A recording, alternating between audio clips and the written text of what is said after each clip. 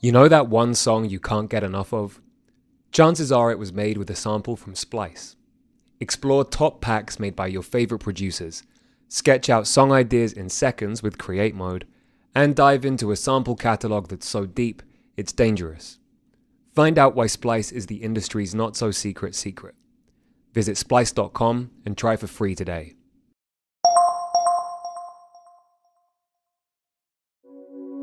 Hi, and welcome to the FADER Uncovered with me, Mark Ronson.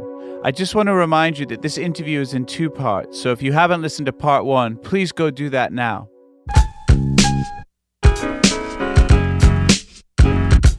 I'm Mark Ronson, and this is the FADER Uncovered podcast. In this interview series, I'll be speaking with some of the most influential and groundbreaking musicians in the world, from genre-defining stars to avant-garde trailblazers, about their lives and careers. Each episode will be rooted in these musicians' iconic FADER cover stories, an institution that over the past 2 decades has told artists stories like no other. The podcast is a chance for us to talk about the past, present, and future, reflecting on their breakthroughs, diving into their lives when their covers hit shelves, and discussing what the future might hold now. And it's an opportunity for me to speak to some of the artists I most admire. This is the FADER Uncovered with Mark Ronson.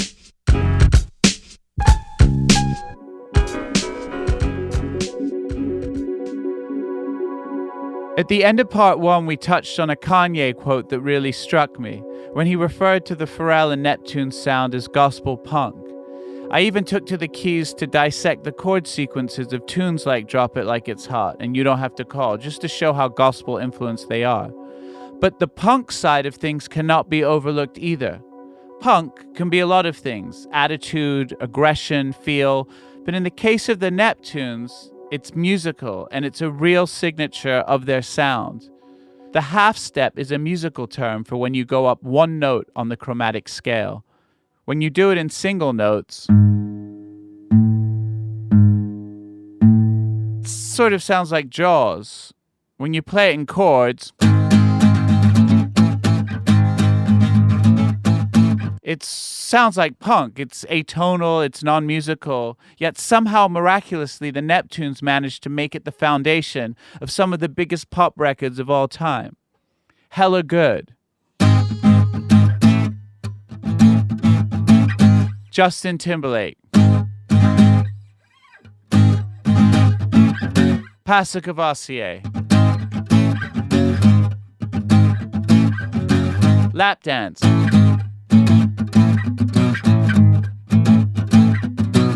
in fact, I don't think anyone else has ever managed to make so much out of so little, to somehow craft iconic melodies, beats, and hooks over such nasty, I mean that in a good way, punk-influenced chord structures. It's what made their music actually so damn tough, this ballsy atonality that laid the foundation for these pop bangers. I really have no idea what inspired it, but I've always been so impressed by it. I thought I might venture the theory that it had something to do with Chad and Pharrell's close proximity to the DC area and the 930 Club, essentially the mecca of East Coast punk music. So let us venture in right there. I had never really thought about that, and I guess because I'm just thinking of that Kanye quote, but like the punk part, I had never thought, because obviously DC is thought of as this mecca for punk, and DC is pretty close to Virginia Beach and stuff. Was any of that punk sort of 930 Club type stuff an influence on you, or did it filter down somehow? Dude, the funny thing is, the 930 Club was the place where, you know, people like Bad Brains would play, like no bullshit, and then like Trouble Funk would play the next night. So literally, when you hear them saying, we're gonna drop the bomb on the white boy crew, drop the bomb, we're gonna drop the bomb, let them know that they're talking about the punk guys. Right. Isn't that crazy? That is crazy. And by the way, to anybody that's listening that has never heard of Trouble Funk, you have to hear Drop the Bomb. It's the most alien, space, African, really from another fucking planet, genius, really fucking genius shit ever. Meanwhile, Bad Brains is fucking, like HR and those guys are fucking genius. Like that whole world, like It's crazy actually when you talk about Trouble Funk and Go-Go and stuff. I mean, obviously, I hear the influence and stuff that you've done. Certain people, I guess Wale, people from DC have tried to champion it, but I Wale. don't know if there's ever been a music that's so vibrant in this one place that just doesn't seem to travel out, right? Is it because it's such a specific rhythm, or it's about the club or the venue or the dancing? Listen, I've never been able to crack the case. Like, okay, Bustin' Loose really was a big record. Right. That was a True. legitimate big record. That was Yeah. huge. And shout to Chuck Brown and the Soul Searchers. And there was another record, I think his name is DJ Cool. Ooh, ah. Oh yeah, ooh, of course. ah. Right. That was right. big. DJ Cool. And Let Me Clear My Throat, which wasn't really go-go, but Right. it was still him. We got to give it to him. And he had one called The Water Dance that was pretty big too. Okay. This ain't the water. Well, The Water Dance was a big one. Yeah.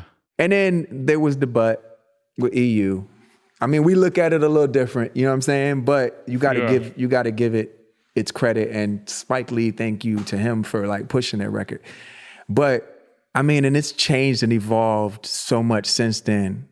Wale, I don't know, man, this might have been like 8 years ago, 9 years ago, 10 years ago. Wale, we went to DC. I don't know what we was out there for, but I'll never forget him, Stephen Hill, and they took us to, I forget what club this was, but TCB was there.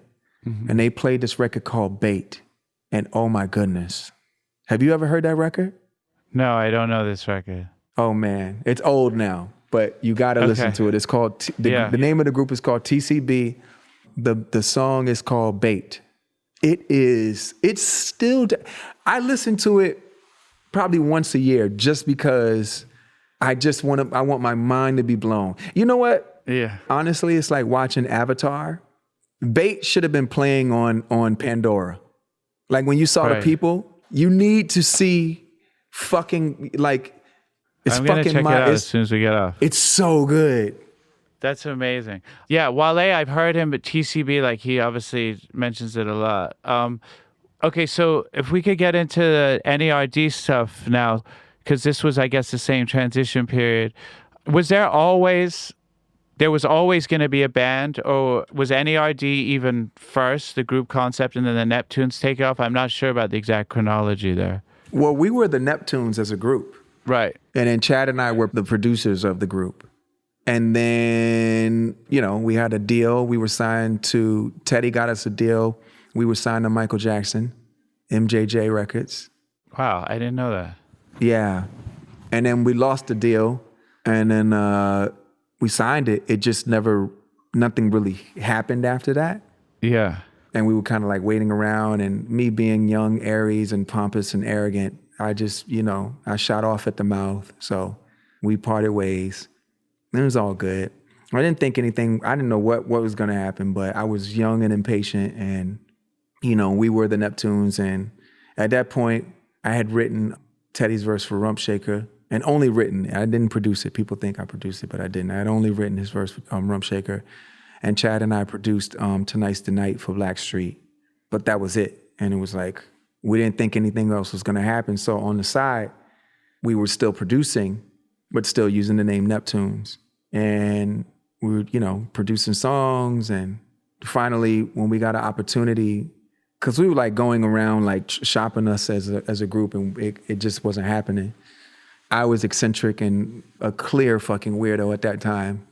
So people didn't really understand what was walking in their office or what they were listening to, because it was so fucking bizarre in comparison to the conveyor belt, and the point of entry at that time was just so narrow. And so when Keith from Virgin, who had signed Khalees, approached us and he was like, you guys should make an album. I was like, what? It's like, yeah, you make an album. And at that point, we were already making records for people, you know what I'm saying? Like N.E.R.D. And so it's like, we didn't want to disturb what we had already become as producers, which was just like the Neptunes. So then that's when we came up with No One Ever Really Dies, because I wanted to like make the word nerd cool. Yeah. Even though no one is 2 words. Right. N.E.R.D. Yeah. That's kind of wild that they said that because you weren't especially even on the hooks yet. Like Got Your Money, Nori, these kind of things. Like no one even knew you were a singer or a natural front man. Did Keith have some idea that you had that in you, or he was just like loved the music and just believed in the group? Yeah, he got it. He got it. And so did Ashley and Ray. Yeah.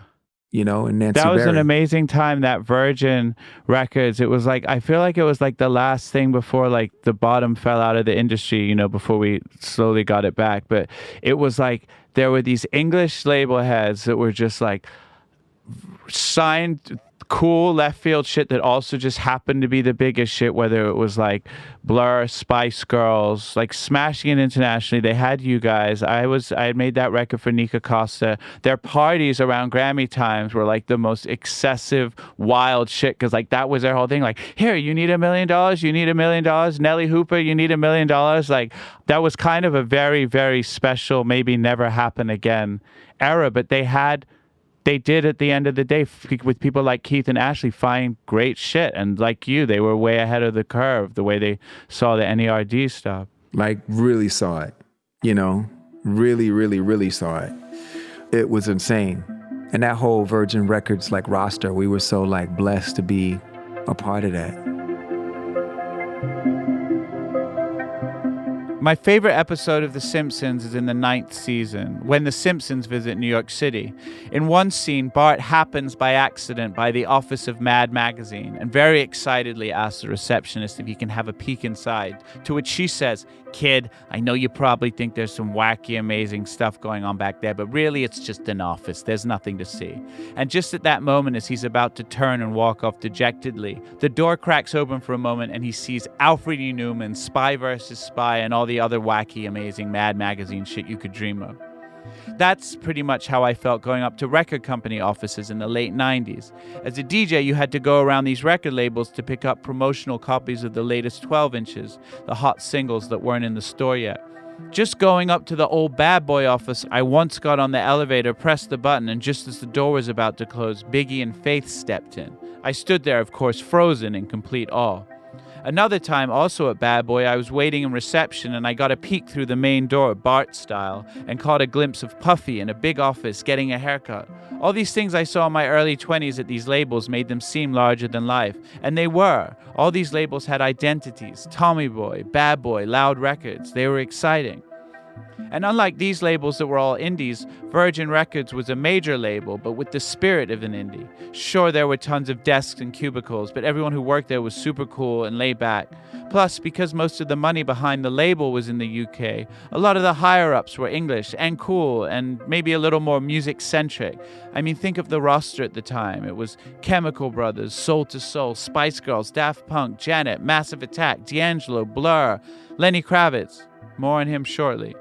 Plus, in true Brit fashion, when it came to partying, they liked to cane it. Their Grammy parties were epic, the stuff of legend. And I used to be up there hanging in those offices because my first real production gig was co-producing the debut album of Virgin artist Nika Costa. It was fun times. The last days of Rome almost, because pretty soon file sharing would decimate all these labels, people would be fired, the mood went dour, and there was no more crazy money for these fun times. But I am very lucky I got to experience that time, that kind of spark and flash and creativity that could foster a group like Chad and Pharrell's N.E.R.D. And now, a quick break. Janet was there, you know, D'Angelo was there. Lenny Kravitz was there. Yeah. Basement Jaxx. Wild.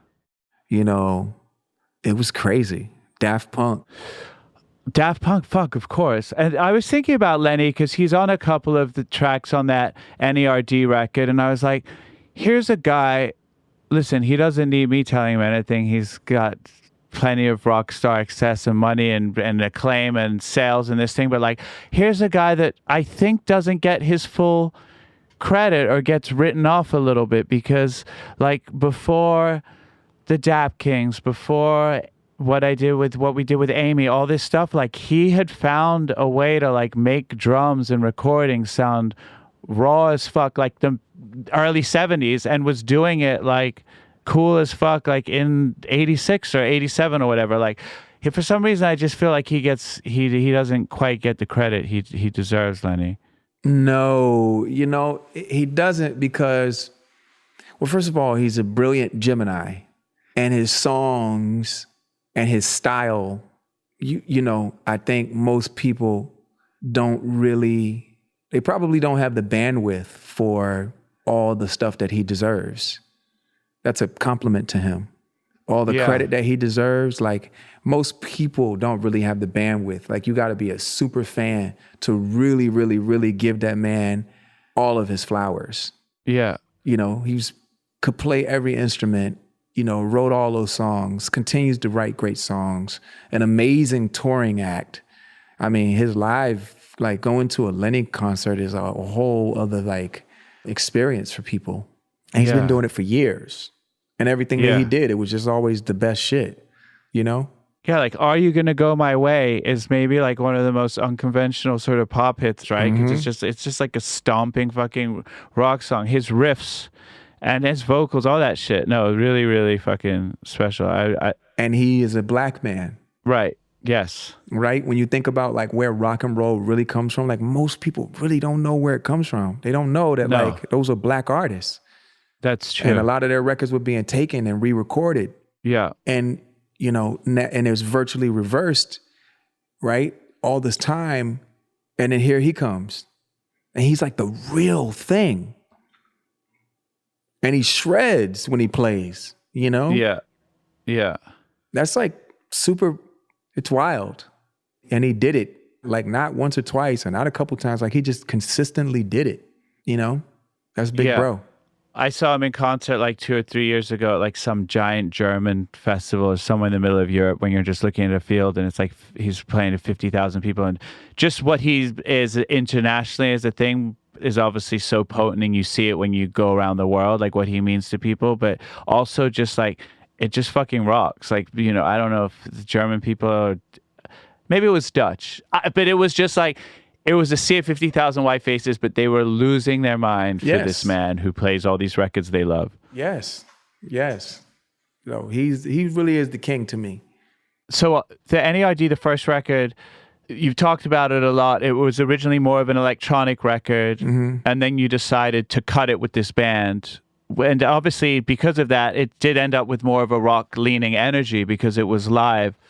What was the reason? Did you not like the first version, or was it not doing what you wanted it to do? Because K-Rock wouldn't play our music. Was it literally that? Yeah. Oh, you took the record, it was finished, and you were actually taking it around to market it. Yeah. Wow. They were like, yo, this is like I forget what they called it, but it's not rock and roll at all. I'm like, all right. So, me being like, and it was crazy, but Ashley and Ray were crazy enough to say, okay, here's the budget, go do it. Wow. And it ended up paying off.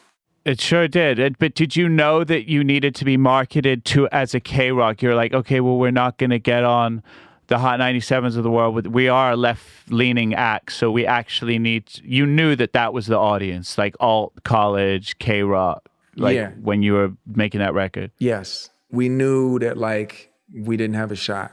And we tried, we had She Wants to Move remix that played on Hot 97. Like people were being supportive. They would have been way more supportive today. But, though again, everything was like all siloed. You know what I'm saying? Yeah. Yeah. But now it's different. Now it's different. I used to love playing Run to the Sun because even the other records, Things Can Only Get Better. I guess those were the slightly more R&B or like less aggressive records, but like Run to the Sun, to play that out of like Keep Rising to the Top or something. That was like in that perfect zone of like classic R&B in my set at that point. Mm-hmm. Thank you. So when that record comes out and you suddenly have all this, on a much smaller level, I made my first record for Elektra. All I'm thinking about is I want to have a hit in New York in the clubs because that's where I live and that's the only place I go. And this is my world, this tiny area. And so when it didn't do well at all in New York and it started to really blow up in England and Japan and these places, it was kind of like blew my mind a little bit because I was like, wait, here are these places I like wasn't even thinking about when I made this record, but I love these places, and these places have cool music taste, and I love it. I'm enjoying this, that someone gets and appreciates it. What was the feeling with the N.E.R.D record when it came out, and you definitely like, you had that fucking crazy UK, Japan, all this international thing? Was it kind of exciting? It was very exciting because they treated us different, you know? They like totally got it. Totally got it. Asia, Europe, they got us. That's when my love affair for Asia started. Yeah. There's something about England, and I always think about it. There's a smaller country. There's one radio station. Certainly that time, Zane Lowe plays your record at 9 p.m. and the whole country hears it. Like, but there's also something. It's a little less genre specific. Do you know what I mean? Like, you could have lap dance, you could have rock star. People aren't like looking at you going like, we don't know where to put this. Yeah, no, because they just like different shit. And then it's funny you say that, because like as a DJ, because I really didn't have my first hit records as a producer till much later. So like I always think of myself in terms of the Neptune stuff as like what I played. And it's every record. It's funny you say She Wants to Move didn't feel like a hip hop record or a Hot 97 record, but I felt like it was. Like I felt like those songs went off really off in clubs, and I felt like with every N.E.R.D record, there was always one song that like, at least that like DJs couldn't wait to like get their hands on. Everyone knows. That was definitely more embracing the Baltimore club shit. And then I forgot, like fucking, like I still play Lemon, like literally, like 3 nights ago. Like it's so crazy to think that that was a 2017 N.E.R.D record, because yeah, I don't know why. It just feels fucking fresh. I mean, it's only 4 years ago.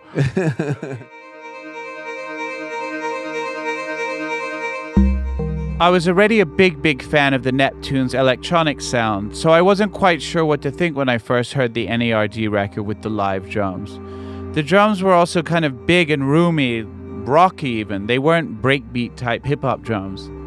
Also, being someone who came from a rock background myself, playing in bands, who had then got into hip-hop, I was hypersensitive to people putting big rock guitars and drums over hip-hop records, which was a bit of a trend of the time. You had Diddy and Jimmy Page and the Benjamin's Rock remix with Dave Grohl. If it wasn't right, it could be whack. But with N.E.R.D, it was so unexpected and kind of not too perfect, so it was also endearing. Now, listening to the original N.E.R.D record without the live drums, it sounds kind of crazy, like it was definitely always supposed to be live. Rockstar loses all the wallop of the almost over now part, and even the lovely R&B tunes like Run to the Sun and Things Are Getting Better lose the charm and quirkiness. So even if the reason for recording all these guitars and drums was at the request of the label wanting them to get on radio, it was a good thing if you consider the end result. For every 50 dumb record company ideas, there can be a good one. I mean, there are A&R people that I love and trust and always enjoy going to for their feedback. Shout out to Peter Edge. And you can incorporate their opinions, but you still have to execute your own vision at the end of the day. Okay, so this is actually a beautiful quote that you said. I'm not going to read the whole thing, but I'll paraphrase it too. In the Kanye interview as well, and you said, you're talking about, I think maybe longevity in general, and you said like, you know, what we're doing is like the industry sort of makes you think that there's a certain age that you have, and that's the only age parentheses bracket that you have to really smash it. And after that, kind of played out, whatever it is, your ideas aren't valid. And you said, we're just fishermen really casting our net out to sea. And sometimes something comes back and sometimes things don't. And I think that that's a little modest, because I don't think all fishermen are maybe created equal. But I also think that you have to have that wherewithal and patience to sort of withstand those moments, because I mean, I feel like your longevity is just because of those things. Like you wait it out, you're like, and then you smash it for a thing, and then you'll make some cool shit that'll be left field, and then you'll smash it again. And I feel like maybe most people, maybe they don't have the confidence to sort of come back, or just once you're done, people stop checking for you. Well, I don't like to get in the way. I like to pop up, like you say, disrupt the whole shit, and then poof, be gone. Yeah. And just do that periodically. I would do it on a more consistent basis if I felt like the matrix could handle it, you know, but I don't like wasting things. So I like to go, okay, is it quiet? You know what I mean? Yeah, and then poof, I do. I'm gone. Because I don't like to get in the way. Right. I think that there's something, it is weird, and obviously Quincy is as much of a disruptor and an outlier just because he's from a generation we look up to and revere and seems classic. It doesn't mean that he wasn't wildly original when he came out, but I guess he was 44 or 45 when he made Thriller. And I think in pop music, you're allowed to be older. Max Martin, you just sort of like, and rock music and these things, Mutt Lange, these people that are older, but hip hop and R&B, even though it really is essentially pop music at this point, is so age centric or something. Is there like a mentality? Obviously, your thing is ageless anyway, and I feel like you still obviously keep yourself excited and change tempos and sounds and palettes and things like that. But why do you think hip hop is almost like dog years? Like you have such a shorter space to make it. Think of the great producers who have come up. I'm not going to name names since we're alongside you on those big records. Jay, whoever, like it's very unforgiving in that way.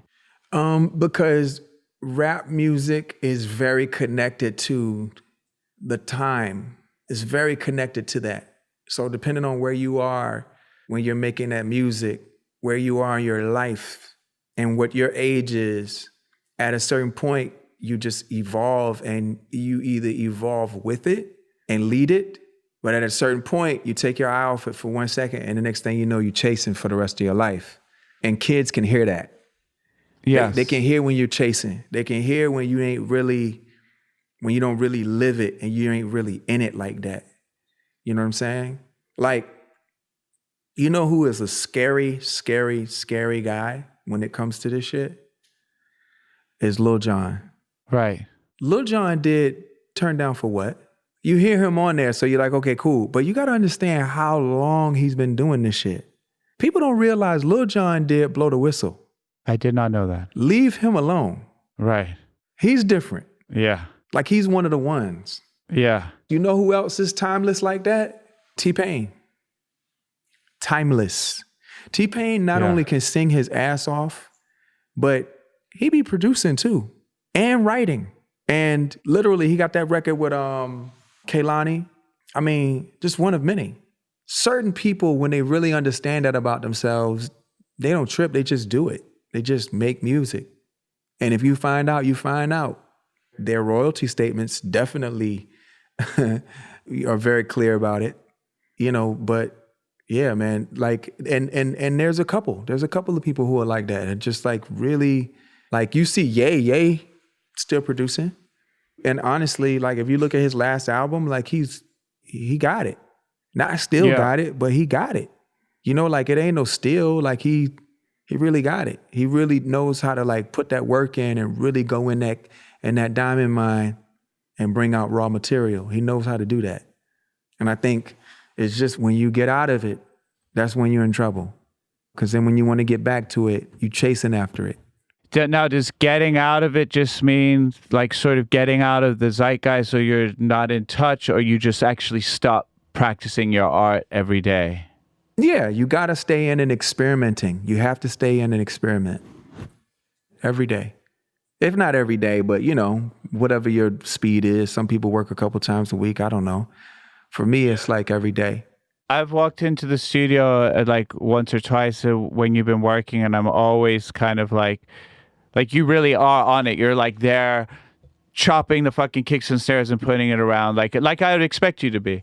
I've always had this theory, like I wonder if there's something about that is there's a part of a younger person's brain, like there's something, not to equate it with video games, but the part that loves being in front of a fucking MPC, chopping up drums, like truncating a snare, like all these things. Like, is there also, I've always wondered if there's something about that is partly like, I don't want to say young man's game because it could be young man, young woman, whoever, but there's something like in that part of the brain, and to keep doing it, you're sort of defying. Could be that that's what it is. I think for me, I'm more of like pattern sleuth and chord progression sleuth than I am anything else.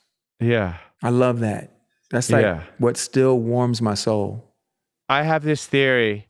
I think arguably you, Kanye, Andre, well, Outkast, let's be fair, are probably the three most influential. This is my thoughts. I can't really say this is like an absolute, but you, Ye, Andre, Big Boy, have this special place. So I think like a lot of anything that's happened that's been progressive in music, you with Chad has been this filter down that's really like enveloped all of music and kind of just changed how shit is. And in some ways, you've all cited Q-Tip as your favorite at some point in time. And we're not literally turning it, although I love that time when Q-Tip was on your show. It was a really lovely thing when he was on your Apple show. But there's something wild, isn't there? Isn't it wild that like the three, that sort of Mount Rushmore of now, and then there's Tip like above it, who maybe has not had the same, I don't even want to say success because that's not true. Everybody who knows loves this shit, but maybe just like the commercial, whatever it is. But Tip is like, is he Zeus? Tip is Zeus. Yeah. It's kind of crazy when the three most important all like say like, that's our guy. Nah, 100%. Ain't no getting around it. I'm sorry. That man made lyrics to go.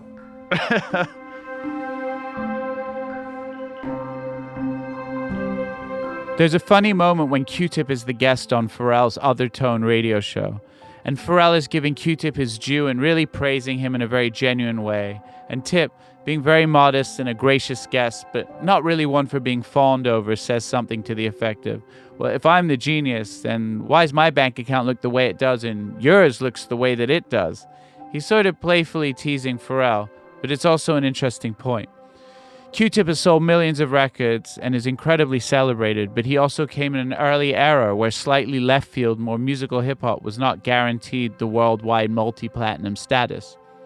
What he did do was break the game open for those who followed him by the sheer brilliance of his output and just the fucking Q-Tipness of it all, inspired and influenced some of the most brilliant from the next gen. So when one of your faves, be it Kanye, Andre, or Pharrell, says, this guy's the GOAT, the one who changed their life, well, isn't he the guy then? Don't all roads somehow lead back there? I mean, throw on any of the first three Tribe records, or the last one. They are classic, timeless, mind-expanding, soul-repairing albums. Pharrell felt the very same way. Him and, Ali, listen, that man made Bonita Apple Bomb. I'm sorry. Yeah. Yeah. And to anyone that's never listened to that song, please go change your life. Go listen to that song and your life will change because you'll be like, what am I listening to? Yeah. I mean, the synesthesia was on 9 trillion when I first heard that. 9 trillion. Yellows, greens, and pinks. Yeah. I still see those colors today when I hear that song. Incredible. I want to just say this one more time. I'm so grateful.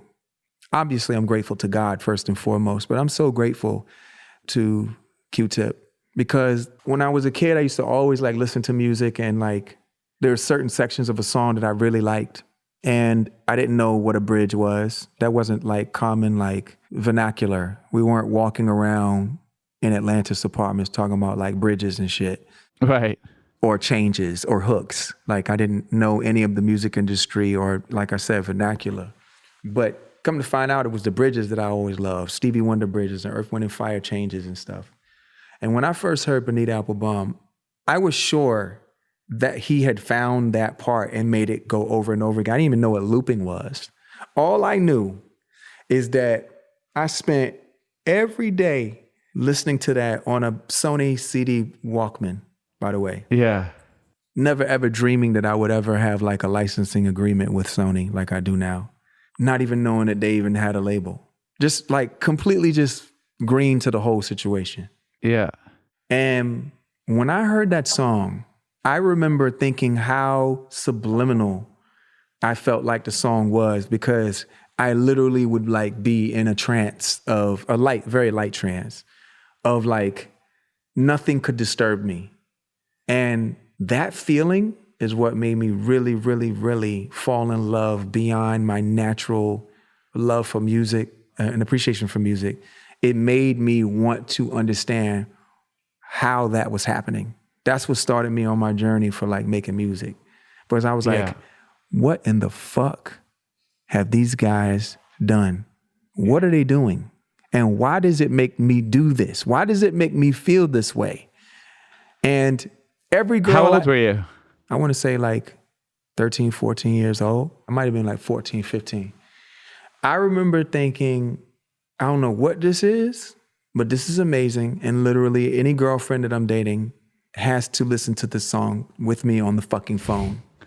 And this is the way it's going down. This is what's happening. And those guys created a whole like world of like essentially black beatniks. Yeah. You know? So anyways, thank you. Thank you for your time. Hell yeah. It's funny you said about the girlfriend thing because my wife now, when she looks at me every now and then, she'll just be like, she's a little younger than me, so I take for granted that she would know any of this stuff, and she just goes like, do I love you?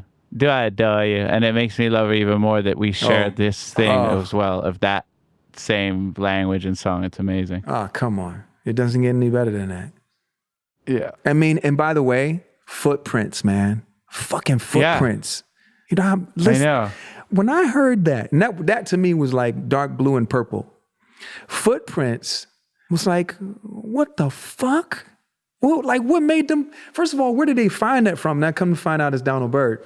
But what made them like, when you hear it on loop, I'm like, you guys, people can like, I don't know, you could damn near get a fucking operation without any kind of anesthesia if you just listen to that fucking song.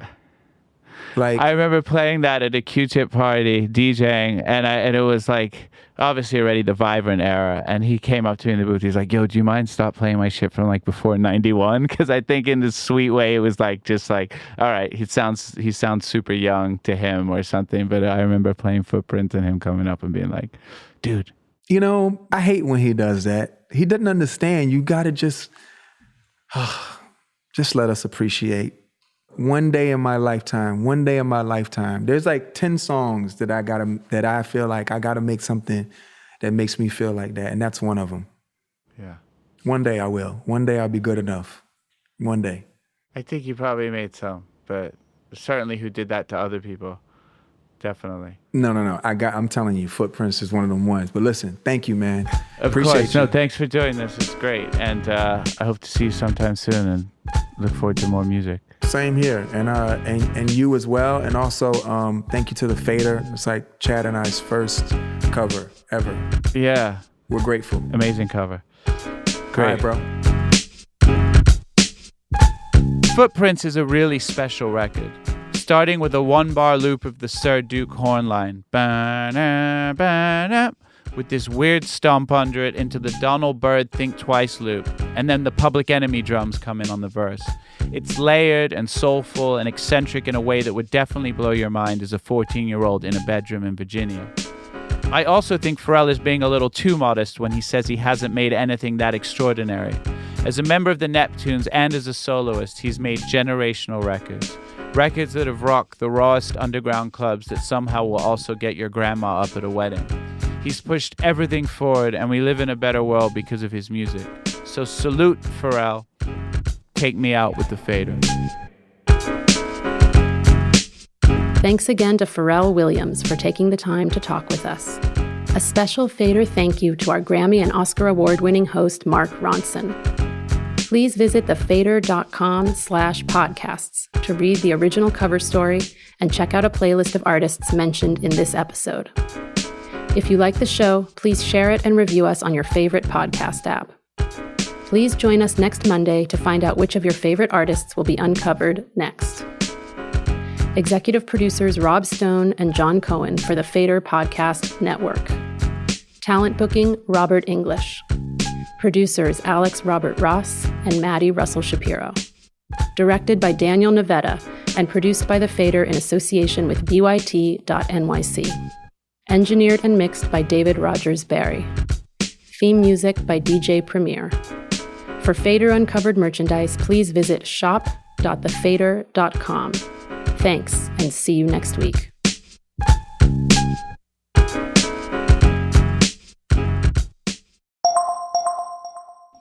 You know that one song you can't get enough of? Chances are it was made with a sample from Splice. Explore top packs made by your favorite producers, sketch out song ideas in seconds with Create Mode, and dive into a sample catalog that's so deep, it's dangerous. Find out why Splice is the industry's not-so-secret secret. Visit splice.com and try for free today.